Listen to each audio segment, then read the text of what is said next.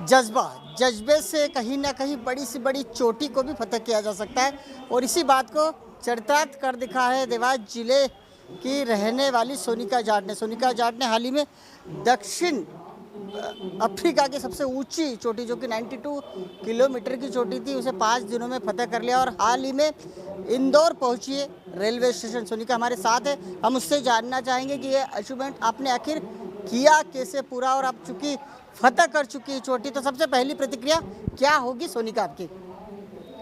सबसे पहली प्रतिक्रिया इसमें क्या बोलना होगा मेरे को? बोलिए, क्या क्या प्रतिक्रिया आपकी, क्या कहना चाहेंगी? आखिर आप इंदौर पहुंची है, इतना बड़ा अचीवमेंट। हाँ। मैं तो चढ़ भी नहीं पा रही थी, मेरे को तो नीचे से ही प्रॉब्लम होने लग गई थी, बट मैं यहाँ से सोच के गई थी कि नहीं, मेरे को करके ही आना है पूरी तरह।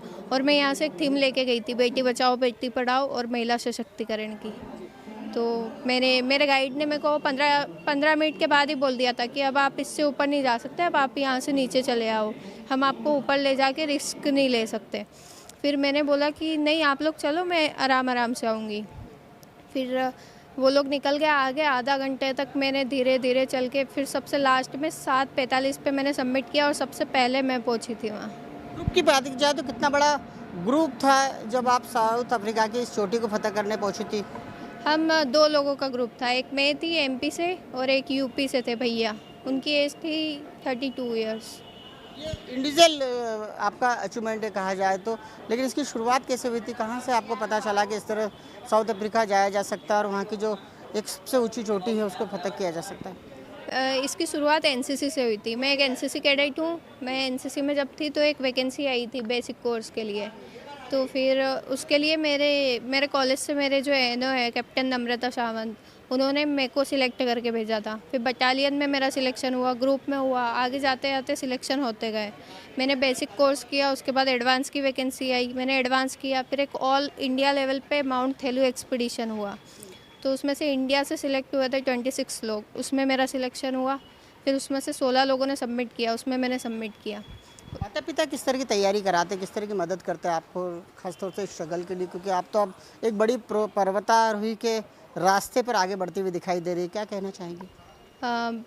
इसके पीछे सबसे ज़्यादा मेहनत मेरे पापा ने की है। जब भी मतलब मेरे को दौड़ना होता है, रनिंग वगैरह करवाना होता है, तो पापा बाइक से आते हैं, मैं आगे आगे दौड़ती हूँ। हर टाइम उन्होंने मतलब बोल दिया कि नहीं, करना है तो करना ही है अब।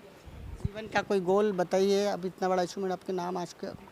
मेरा गोल है कि मैं 7 महाद्वीपों की सबसे ऊंची चोटी जो है वो फ़तह करना चाहती हूँ और 3 साल में माउंट एवरेस्ट को फ़तह करना चाहती हूँ और तेंजिंग नोर्गे पुरस्कार लेना है मेरे को 3 साल में। क्या बात है, बड़ी खुशी की बात है कि आप इतना बड़ा अचीवमेंट अपने नाम कराइए, लेकिन बावजूद इसके इंदौर रेलवे स्टेशन जब पहुंची एक बड़ी खिलाड़ी के रूप में, लेकिन कहीं कोई आपकी की ओर एक जो एनसीसी ऑफिसर है वो आपको लेने पहुंची है, मन में टीस लगती है कि बाकी खेलों में कितना ग्लैमर है, कितने लोग उनके आगे पीछे दौड़ते हैं और आप जैसे जो नन्हे नन्हे जो खिलाड़ी थे और वो जब आते हैं और उन्हें लेने तक कोई नहीं आ पाता, कोई उनका उतना मान सम्मान नहीं हो पाता। ऐसा लगता है कि हर खिलाड़ी को हर खेल को उतना ही महत्व दिया जाना चाहिए जितना कि अन्य खेलों को मिलता है। बिल्कुल, हर हर हर इंसान उसकी फील्ड में मेहनत कर रहा है। हम हमारी फील्ड में कर रहे हैं, वो लोग उनकी फील्ड में कर रहे हैं। मेरे को बहुत अच्छा लगा कि मेरी एनो आए, मेरे फ्रेंड्स भी आए थे, वो भी चले गए हैं। जी, जी, बहुत कोई गोल आपका जीवन में क्या बनना चाहते हैं? मेरे को माउंटेनिंग में ही अपना करियर बनाना है आगे। साथ साथ हमारे साथ है नम्रता सावंत जी, जो कि एनसीसी की ऑफिसर और इस तरह से बच्चों को आगे बढ़ाने का, खेल गतिविधियों में बढ़ाने का कार्य करती है। आखिर किस तरह का भविष्य देखती हैं सानिका जाट जैसी बालिकाओं में आप? सोनिका जाट जैसी बालिकाओं की अगर हम बात करें तो इनमें बहुत जोश और जज्बा होता है, क्योंकि ये बहुत प्योर होते हैं, कच्ची मिट्टी जिसे कहा जाता है वो होते। तो ये हमारे जैसे सभी शिक्षकों और एनसीसी ऑफिसर्स की जवाबदारी कि हम इस कच्ची मिट्टी को कैसे डिज़ाइन कर रहे होते हैं। सोनिका में मुझे वो जोश और जज्बा और वो टफनेस नज़र आई जो एक पर्वतारोही के लिए आवश्यक थी, और मैंने वही टफनेस को देख करके इसे आगे बढ़ाया और इसे वो जज्बा दिया कि ये आज हमारा नाम जो है वो अंतर्राष्ट्रीय स्तर पर फहरा रही है। अंतर्राष्ट्रीय स्तर पर साउथ अफ्रीका की सबसे बड़ी चोटी को फतह करके जो है देवास जिले की बेटी इंदौर पहुंची और उसके कुछ मित्रों ने आकर उसे काफ़ी अच्छे से सम्मानित किया और इस बात की उसके चेहरे पर खुशी दिखाई देती है। लेकिन जिस तरह से देखा जाता है कि बड़े स्तर के लोग जो है ऐसे अच्छी सोच के खिलाड़ियों के सम्मान में आगे नहीं आते, ये जरूर उसके मन में टीस होगी। कैमरा पर्सन सौरभ पवार के साथ मैं बालकृष्ण मुले, डीजीआना न्यूज़, इंदौर।